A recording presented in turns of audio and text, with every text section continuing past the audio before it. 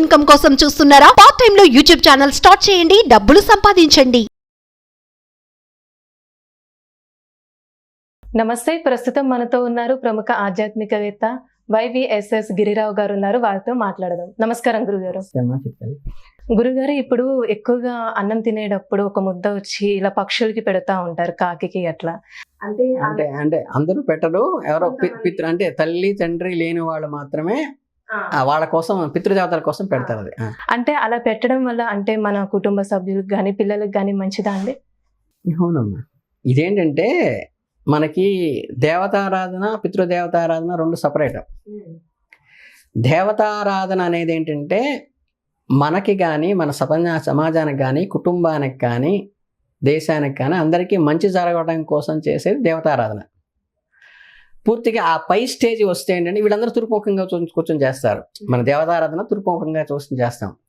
తర్వాత ఆ పై స్టేజ్ ఏంటంటే పూర్తిగా కేవలం ఆధ్యాత్మికంగా సన్యాసాశ్రమం అంటారు కదా, ఈ బ్రహ్మచర్యము గృహస్థము వానప్రస్థం అయిపోయి సన్యాసాశ్రమం స్వీకరించి నాకు ఇంకేం వద్దు, మోక్షం ఒకటే చాలు అనుకునే వాళ్ళు ఉత్తర దిక్కుగా కూర్చొని చేస్తారు.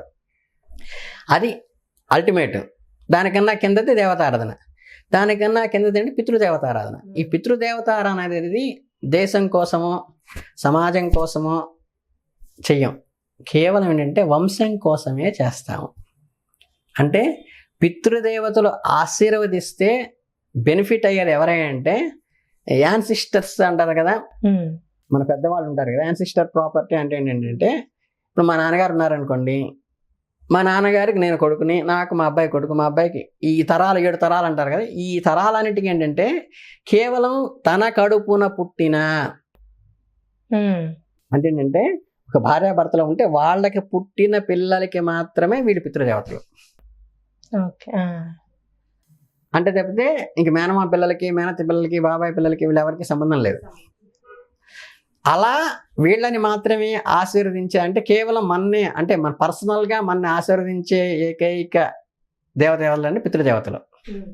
ఇప్పుడు లక్ష్మీదేవి ఉంది, వెంకటేశ్వర స్వామి, రాముల వారు ఉన్నాయి. వీళ్ళందరూ ఏంటంటే సమాజాన్ని అందరినీ ఆశీర్వదిస్తారు. అందరికీ తల్లులే, అందరికీ తండ్రులే వాళ్ళు, మన వరకు పర్సనలైజ్ కాదు. ఇప్పుడు ఏదన్నా మనకి బ్రాడ్గా అందరికీ పనిచేయటప్పుడు కొనే ఐటెం వేరే ఉంటుంది. ఒక ఫంక్షన్లోనో ఒక పేరెంటల్లోనో బర్త్డే ఫంక్షన్ ఇచ్చేది ఉంటుంది. మా అన్నయ్యకో తమ్ముడికో మా అమ్మకో కొనియాలని గిఫ్ట్ ఇవ్వాలన్నప్పుడు దానికి ఒక స్పెషలైజేషన్ వస్తుంది కదా. అలా పితృదేవతలు మనకి ప్రధానంగా మనకి పర్సనలైజ్ అయినటువంటి దేవతలు. అంటే మన వంశానికి, మన గోత్రీకులు, మన వరకే ఉంటుంది అది. సో ఆ పితృదేవతలకి సూచికమైనటువంటిది ఏంటంటే మనకి కాకి అంటారు అనమాట. కాకి ఏంటంటే మన పితృదేవతారంలో అంటే పూర్వం అపరం అంటారు. ఈ పూర్వం వచ్చేసి ధార్మికమైన ఆధ్యాత్మికమైనది, అపరం అంటే ఏంటంటే పితృదేవతలకు సంబంధించింది. దీనికి పెట్టేటప్పుడు మీరు 10వ రోజు 12వ రోజు పెట్టేటప్పుడు కానీ, లేకపోతే ఏంటంటే ఈ సంవత్సరీకం చేసేటప్పుడు కానీ, లేకపోతే మహాలయ పక్షాలు వస్తాయి మనకి, మహాలక్ష్మి పెట్టాలు పెడితే ఏంటంటే కాకి పెడతారు. అది కాకి ప్రత్యేకమైన లక్షణాలు కొన్ని ఉన్నాయి శాస్త్రంలో. అవేంటంటే మైథునం అందరూ చూసేట్టు చేయవని, తెల్లారుజామునే ఖచ్చితంగా లేచేటువంటి పక్షి కాకి అని చెప్పేసి. అలాగే కాకి కొన్ని స్పెసిఫిక్గా మనం ఏంటంటే ఆఖరికి కొన్ని ఈ పితృదేవతారాధన వీటికి వాటి వెళ్ళినప్పుడు కూడా ఏంటంటే శుచిగా ఉంటుందని, ఆఖరికి నీళ్ళలో స్నానం చేసి వచ్చి దులుపుకుంటుందని, ఇట్లా కొన్ని రిస్ట్రిక్షన్స్ ఉన్నాయి. అందువల్ల ఏంటంటే అది పితృదేవతలకి రూపంగా చెప్పుకుంటాం. ఇప్పుడు మనం తల్లికి తండ్రికి సేవ చేస్తే ఎంత పుణ్యం వస్తుందో, వాడు జీవితంలో చెయ్యలేకపోయి లేకపోతే జీవితాంతం చేసి తర్వాత ఇంకా పితృదేవతలకి సేవ చేయాలంటే వాళ్ళకున్న ప్రధానమే 2: శ్రాద్ధం చేయటం, మాళాయ పక్షాల్లో చేయటము, తర్వాత ఏంటంటే కాకి అన్నం పెట్టడం. ఈ 3 మనం ఇంకేంటంటే వాళ్ళకి కట్టసీగా మనం ఏమన్నా చేయాలంటే చేయగలిగినవి. మిగతా రోజు ఇంట్లో పెద్ద ఫోటో పెట్టేసేసి అందరికీ కనిపించేట్టుగా ధార్మికంగా అవి ఇవి చేస్తే పితృదేవత సంతృప్తి పడేది ఎక్కడంటే కేవలం శ్రాద్ధం చేయాలి. ఇంకా నీకు తోస్తే ఏంటంటే ఈ శ్రాద్ధం కూడా ఎన్ని పుష్కరాలు జరిగితే 12 జీవనదులు ఉన్నాయి, పెరిగిన రివర్స్ మనకి జీవనదులు అంటారు. వాటిలో పుష్కరాలు వస్తాయి 12 ఏళ్ళకి ఒకసారి చెప్పిన ప్రతి నదికి వస్తుంది. అంటే ప్రతి సంవత్సరానికి ఒక నదికి వస్తుంది, మళ్ళీ 12 ఏళ్ళతో రిపీట్ అవుతుంది. ఈ పుష్కరాల్లో వెళ్ళి శ్రాద్ధం పెట్టడం. మహాలయ పక్షంలో 15 రోజులు ఉంటాయి, పౌర్ణమి నుంచి అమావాస్య దాకా. ఆ రోజుల్లో శ్రాద్ధం పెట్టడం. తర్వాత రోజు కాకి మనం అన్నం తినేటప్పుడు మనకి అది ఏం చేస్తారంటే ఈ పితృదేవతారాన్ని చేసేది ముందే తీసి పెడతాం మనం పక్కన. మనకి అన్నాహుతులని చేసుకుంటాం. అహం వైశ్వాన ప్రభుత్వం ప్రణరాం దేహమాశ్రిత అని చెప్పేసి లోపల వైశ్వానుడు ఉంటారు. ఆయనకి ఇచ్చేది ప్రాణాహుతులు ఇస్తాం.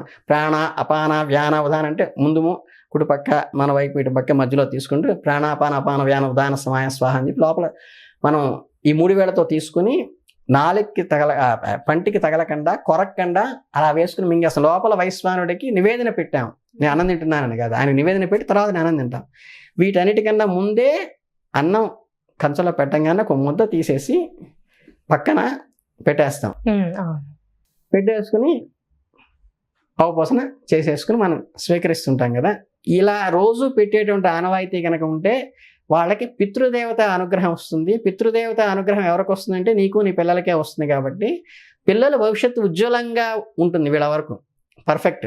రోజు గనక కాకి ఒక ముద్ద తీసి అన్నం పెట్టారు అంటే వాళ్ళ పిల్లల భవిష్యత్తు పితృదేవతల అనుగ్రహం వల్ల బ్రహ్మాండంగా ఉంటుంది. కేవలం మీ పిల్లల గ్రోత్ కోసం చేసేదానికి మాత్రం పితృదేవతారాధన ఈజ్ పర్ఫెక్ట్. సో దానికి మన శ్రాద్ధం చేయటం ఒకటిను, ఈ కాకి పెట్టడం ఒకటి. ఆ రోజుల్లో మనకి మాసికాలప్పుడు సంవత్సరం ఎక్కడు ఆబ్జీవం అప్పుడు పెడతారు. కానీ దాంతోపాటు రోజు కూడా తీసుకెళ్ళి పెట్టగలిగితే సంవత్సరం దాకా మామూలుగా పెట్టమంటారు బ్రాహ్మడే. సంవత్సరం అయిన తర్వాత కూడా రోజు ఎవరికైనా పెట్టే అలవాటు ఉంటే కనుక వాళ్ళ వంశము పిల్లలు వృద్ధిలోకి రావడానికి మాత్రం ఉపయోగపడుతుంది. సమాజానికి దేశానికి ఉపయోగపడేది కాదు. కానీ కేవలం నీ పిల్లల అభివృద్ధి కోసము, నీ వంశ అభివృద్ధికి మటుకు చక్కగా వంశం నిలబట్టడానికి, వంశంలో ఏ దోషాలు లేకుండా ఉండటం కోసం, పితృదేశం అసలు లేకుండా ఉండటం కోసం ముందు వాళ్ళే తరాల ఎవరినైనా చేసినప్పటికీ కూడా నువ్వు ఆ రోజు నుంచి కనుక అది చేస్తే పితృదోషం మటుకు నివారణ అయిపోయి చక్కగా వంశం వృద్ధిలోకి వస్తుంది, పిల్లలు వృద్ధిలోకి వస్తారు. అంతవరకు మటుకు ఈ కార్యక్రమంలో గ్యారంటీ.